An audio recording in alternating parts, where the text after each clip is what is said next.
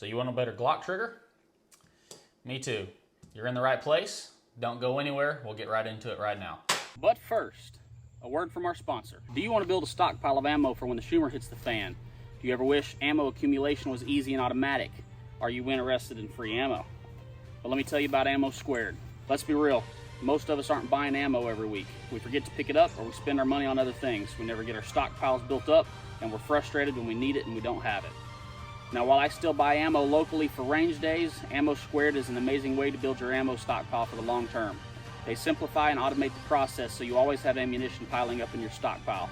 You can set it to auto buy or make one-time purchases, then get it shipped on demand or swap calibers as your needs change. Right now I'm spending $25 a week on 223 practice ammunition. Everything over $250 ships for free. I'll trigger them to ship once I hit that $250 threshold. If you spend $20 in 1 month, that's only $5 a week, you will receive $25 in free ammo credit and I will receive $25 in free ammo credit. Want to make stocking up on ammunition automatic and effortless? Check out my link in the description down below and sign up with Ammo Squared. Thanks for watching, guys. Let's get back to the video. So this is my 19X here. It's got a very nice trigger in it. I mean, it's an amazing trigger. It's just the stock shoe, but it has a Ghost Ultimate connector in it, and I'll put a link in the description, or you can click this video right here if you want to learn how to put the connector in. I've already done that for this gun in a previous video for the Glock 17 here. Today what we're going to do is replace these springs, and that's going to tremendously help the trigger out. I should have done that in the other video, but when I put that new connector in this Glock 17, I forgot how much of a difference the springs make. So I'll put a link to a kit that you can buy that is the Ghost Ultimate 3.5 pound connector that's already in here, as well as these 3 springs. So let's get this gun broken down. So if you don't know how to break your Glock down, it's pretty simple. First thing, check your chamber to make sure that it's empty. Pull your magazine out, squeeze the trigger, and take and bring your slide back just a little bit. Pull down on your locking block or locking bar, whatever it's called. Slide your slide right off. So you will need to take your guide rod and recoil spring out, barrel out. That way we can get into this slide here. So I'm gonna give a little bit of a idea of how a Glock works so that you've got an understanding of what these parts are doing and why changing them makes such a big difference. As you can see right here, this is our striker spring. And what it does is it comes back, and then the trigger bar, or I believe it's the trigger bar, releases it so that it can hit the primer and detonate your ammunition. But this right here is cool because it's one of the internal safety mechanisms on a Glock. This is your safety plunger, and it's got a spring under it that the trigger bar, in the first initial movement of the trigger travel, hits this plunger spring and releases the firing pin to come forward, just like that right there.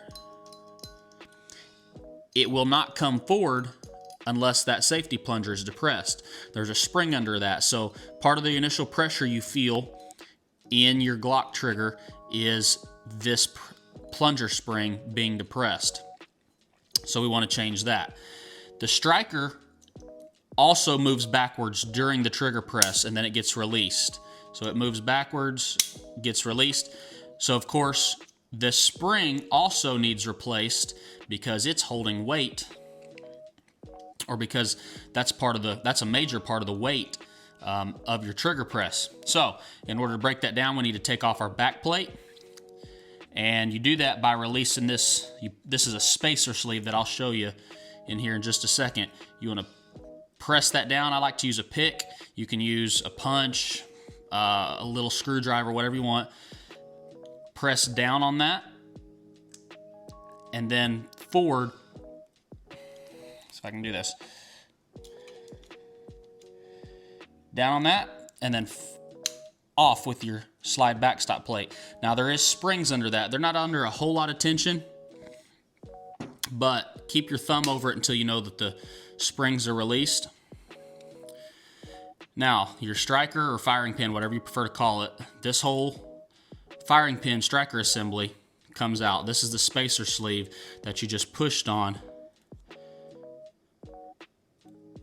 to relieve pressure, because what it does, this little round part back here, indexes in the back of this. So what you done was you release the pressure so that these two parts could come loose.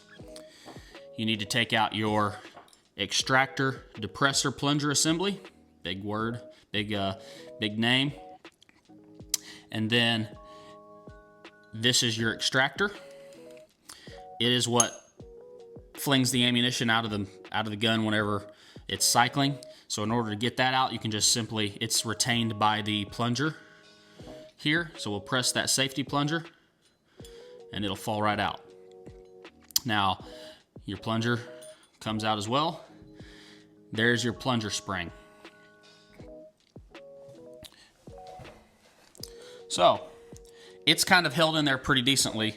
It's retained pretty good in there. We want to pull it out. I don't know if you'll be able to see this on the camera. Probably not, because it's so small. This one here is the reduced power one that we're putting in. This one's the stock one. It's probably hard to tell, but this one is a little bit, looks like a little bit heavier gauge of wire, and maybe the diameter, well, definitely the diameter is a little bigger than the one we're putting in. So when you're putting this one in, it doesn't quite retain itself in there as easy, and it'll want to fall out. So you got to be careful you don't lose your spring. But if you put that in, at least with this one, press it in pretty good and kind of give it a little bit of a twist, it does kind of holds itself in a little bit. So your safety plunger only goes back in one way.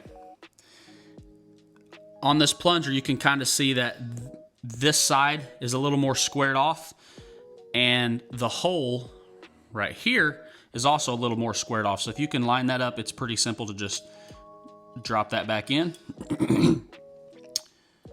And then your extractor goes back in like so. There's a little hole. I don't know if I can help you see that or not. Right up in side of here, that this little boss on the extractor fits up and into. So you push that in, push your safety plunger down, and then that gets retained again. You can put your extractor depressor plunger assembly back in there, and it's almost ready to go. All right, now, so we need to change our striker spring, and the way you do that, it is a little bit of a pain, but I've got a really good trick here to show you that you can use to compress this spring and kind of give you a third hand to work with here.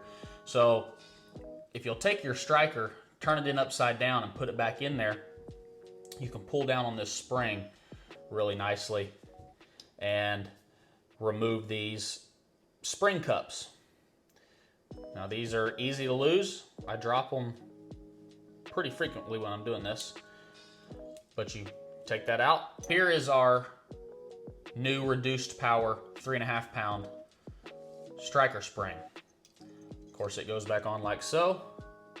You grab your spring cups. The way I like to do this is, like I said, third hand with the slide holding it, compress that, put one in, and then let the spring capture it. And it won't stay where it needs to yet, but it'll stay in place long enough for you to get your second one here. Put it over, compress the spring, get it up inside the spring, and now it is retained where it's supposed to be as well, which is behind this little lip right here. So there's everything we're doing as far as slide parts go. Put your striker back in. The extractor depressor plunger assembly is already in. Now the way to do this is to get it started and then take your punch or screwdriver or whatever you want to use and depress the striker assembly enough that your back plate will go over it. Now it's held in place. Then do the same thing with this extractor plunger assembly. Use whatever you want, probably easier with the screwdriver, because if you slip off, it'll be under spring pressure, and I've had them shoot out on me before. So to press it, push forward, and you heard that positive click right there. That positive click was that round piece on the spacer sleeve snapping back into place in that little circular channel on the back side of the back plate. All right, we can reassemble this. Pretty simple and easy. Everybody should know how to do at least this field strip portion of things, but if you want to take your game and your trigger to the next level, that's how you do it. All right, old parts, save them just in case you ever need them again. All right, let's disassemble the lower of this. With a Gen 5 Glock, you've got 2 pins. With a Gen 1 through 4 Glock, you've got 3 pins. You can use a punch. A punch probably works better for driving these pins, especially this one, because it's like a polymer pin. And if you use a pick like this, it's a little sharp. You can damage the end of your trigger block pin. But on this steel pin, it don't hurt nothing at all. This pick isn't meant to be, I don't use it much for picking anyway, hardly ever. The reason I like a pick is to make it a whole lot easier to change out this trigger return spring, and I'll show you that here in a minute. It's a fantastic trick that will save you a lot of time and headache. So punch your pins out. There's one. This is the one that actually is a little bit mushroomed on that side because I made the mistake of hitting it a little too hard, but it don't hurt anything. All right, so we need to get our locking block out. Easiest way to do that is with a flathead screwdriver. Give you a little bit of leverage to get under there. You can kind of twist and then get under it here, twist and lift. Pull that right out. There's the locking block. You can get out your slide release. We're not doing anything with those. And then you can grab this part here, I'm not sure what it's called, and pull your whole trigger mechanism and assembly out. Now I'll show you this just to reiterate what I've already showed in the first video of this series. If you want to change your connector out, this is the stock connector. I put it back in because I did not like that Ghost Angel 3-pound connector. It took a trigger like I'm used to on a Glock, like we're all kind of used to, that has like a 2-stage setup where you have play to the wall and then the shot breaks. And it took out all that initial play. I shouldn't say it didn't take out all the initial play. It took out the weight difference of the initial play. And instead of being light to the wall and then the shot breaking, it was single stage and heavy all the way through. I didn't like it. I put the stock one back in. I like the stock connector a whole lot better for this 17.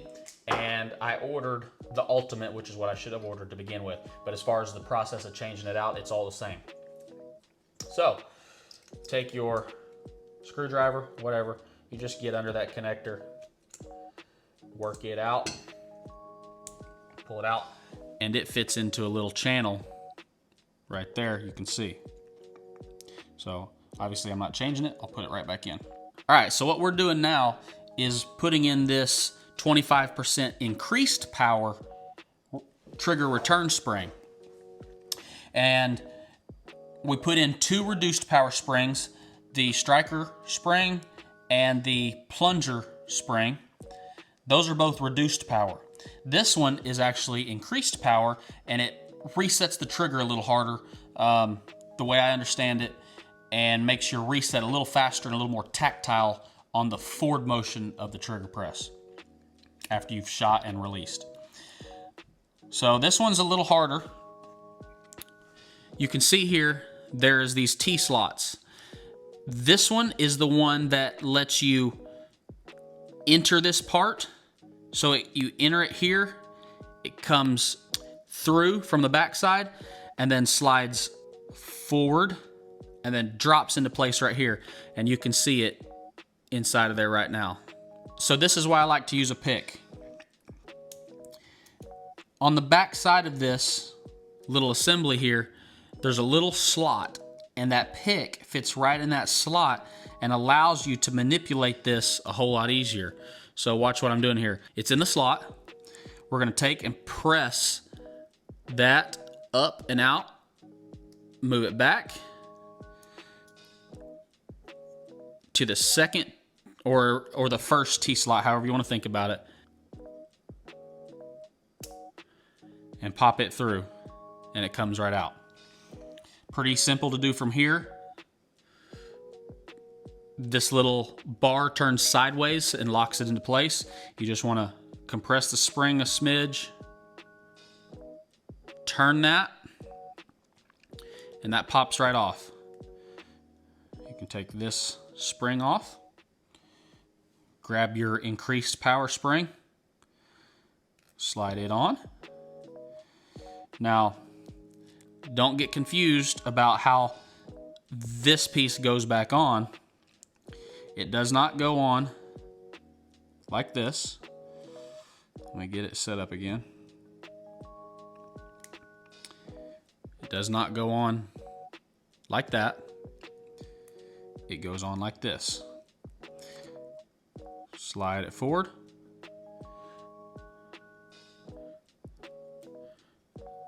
So you line everything up. Compress the spring so that that enters, and then turn it so that it's locked back into place.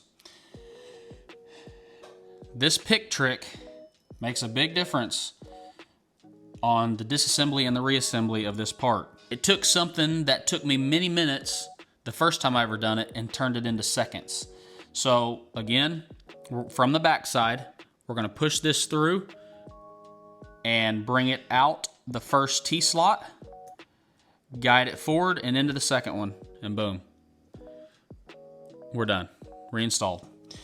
All right, let's put our frame back together. So, connector's on. Your trigger goes in like this. Just like that. If you guys want to learn how to polish all these parts that mate, I showed that in the first video. Now you can put this trigger block assembly back into into position there. Push it down. Now, in the trigger press, let's show you this real quick while you got it out. This right here is what pushes up. Now this ain't gonna work right because the pins aren't in, but this little piece here pushes up on that plunger assembly, releases the firing pin to go forward. That's one of the safeties, like I said, on a Glock. This is the part that mates with that. So if you polish the top of this, or even take a fine diamond file, not something where you want to remove a ton of metal, but just a fine diamond file, and kind of just dust off the die line from when this was stamped on the stamping press, and then polish it. That helps a bunch as well. All right, trigger's back in. Let's put our slide stop, slide release back in place. Now we can put the locking block in. It just pushes in like so. There's our pin. These little brass hammers are perfect for this stuff. Push it back in. And now our trigger block pin. Go in, be more gentle, like I said, with this one, because it is a polymer pin, but it enters pretty easily. And then get it to home plate with some gentle little taps with your pick or with your punch.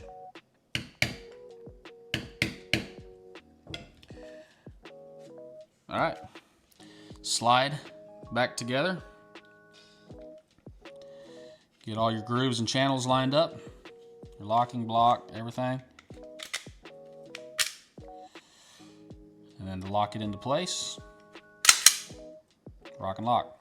All right, initial thoughts. So much better. Some of the initial first movement will be that plunger spring, and then it would be the firing pin, and it breaks. So much nicer than stock. And once that ultimate connector comes in, it will be just flat out awesome. So there we go. Guys, this is one of the cheapest, and with a little bit of research like you're doing in this video, easiest ways to drastically improve your Glock trigger. It's like less than 30 bucks, probably including shipping and tax, for the connector and the spring kit. So I'll put those links in the description down below. If you guys use those links, it'll support the channel and help us keep doing what we love to do here and bringing you guys cool stuff like this. If you made it this far, you now know everything you need to know to improve that trigger. Do it on your own, do it cheaper, and not have to buy a high-end aftermarket trigger, which in all honesty probably are better, but you're paying 30 bucks opposed to plus 100 or more for an Apex or a Timney or something like that. I really appreciate you guys watching and sticking around. I'll catch you in the next one.